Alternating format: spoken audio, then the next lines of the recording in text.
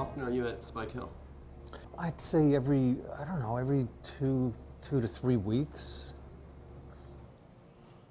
Well, there is the talk show with at Over the 8. Right, the talk show series that you've been hosting, which is nearby at the other bar, Over the 8. This is the first stop in Brooklyn. I get off here. You know, the show at Over the 8 is at like 8:30 or something like that, 8 o'clock. I don't really have to be there till 7:30, 7:45. And I like to come here to sit in one of those back enclosures so I can just sort of get my head together for the show. And then and go over my notes and just sort of make sure that I got some kind of structure in my head. Mm-hmm. And then, but even before that, first time I ever came in here, and I don't know when it was. Our food's arrived. Thank you. Fantastic. Thank you. Cheers. Thanks a lot. You know, I was like, can we stay here for like 5 hours? The first time you were here? Yeah, I was like. What was it that you liked so much about it? You know, again, it might have been those enclosures in the back. It just felt like a deprivation tank.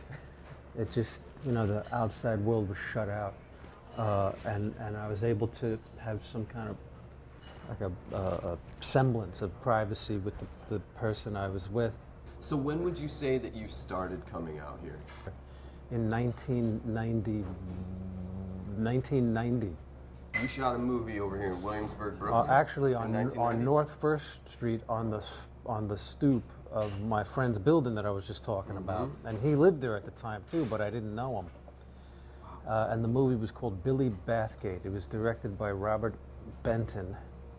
It was based on an E.L. Doctorow novel about the Prohibition-era gangster Dutch Schultz, played by Dustin Hoffman in that movie, and I played a character named Arnold Garbage, and we shot a lot of it. A lot of it was shot out here, so that was probably the first time I ever came out here. I mean, that was decades ago. Yes, literally, decades. So talk to me a little bit about the Williamsburg Brooklyn of 1990 when you first came out here, and that's even before Spike Hill was here, versus the Spike Hill Which is why I like Spike Hill, right because I don't know, to me it has a thing about it that feels like it could have been around back then. I don't know, it just kind of feels sort of warm and kind of nice in here, doesn't it? So absolutely, and I don't mean, you know, the temperature. It is warm in here, but I mean it just has like an integrity about it, and a warmth that that appeals to me, and it's right off of the Bedford L train. Why does the integrity of a place or the warmth appeal to you? I don't know. I just know when something isn't right. I walk out, you know. Right.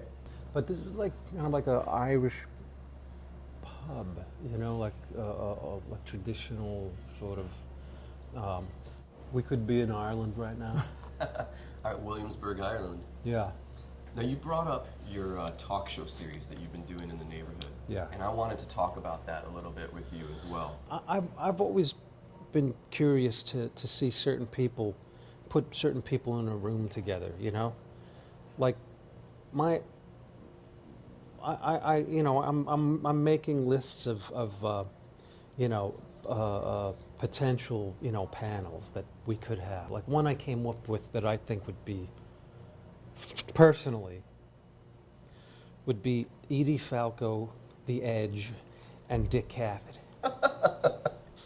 I think like all those people would get a kick out of each other, and I would be just like in heaven, right? You know, because Edie's a great actress, but I also have known her since the early '90s, and I know I can talk with her. That's the thing. It's like I know I can have a conversation with most of the people who do the show.